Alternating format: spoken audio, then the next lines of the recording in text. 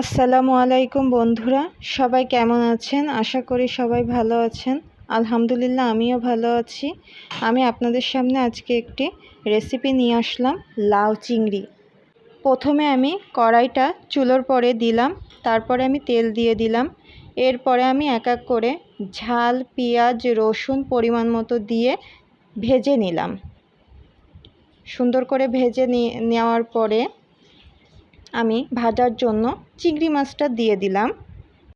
চিংড়ি মাছটা ভালোভাবে ভেজে নিচ্ছি।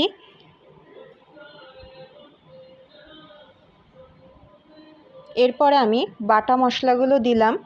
প্রথমে আমি দিলাম জিরা বাটা, পেঁয়াজ বাটা, রসুন বাটা পরিমাণ মতো দিয়ে আমি মশলাটা ভেজে নিচ্ছি। এরপরে আমি যাতে মশলাটা পুড়ে না যায় এজন্য আমি পানি দিয়েছি। এরপরে আমি দিলাম গুঁড়া মশলাগুলো। প্রথমে দিয়েছি হলুদ, লবণ, হালকা ঝালের গুঁড়ি দিব যাতে আমার তরকারিতে কালারটা আসে এজন্য।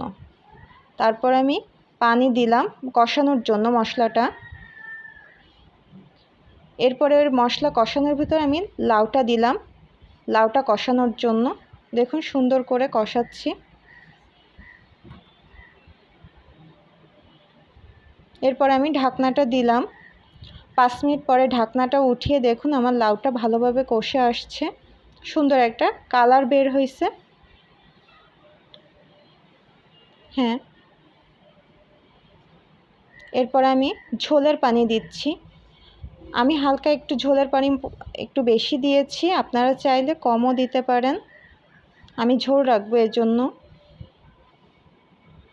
ঢেকে দিলাম। এরপরে ঢাকনা উঠিয়ে দেখুন আমার লাউটা রান্না কিন্তু হয়ে গিয়েছে, সুন্দর একটা রান্না হয়েছে।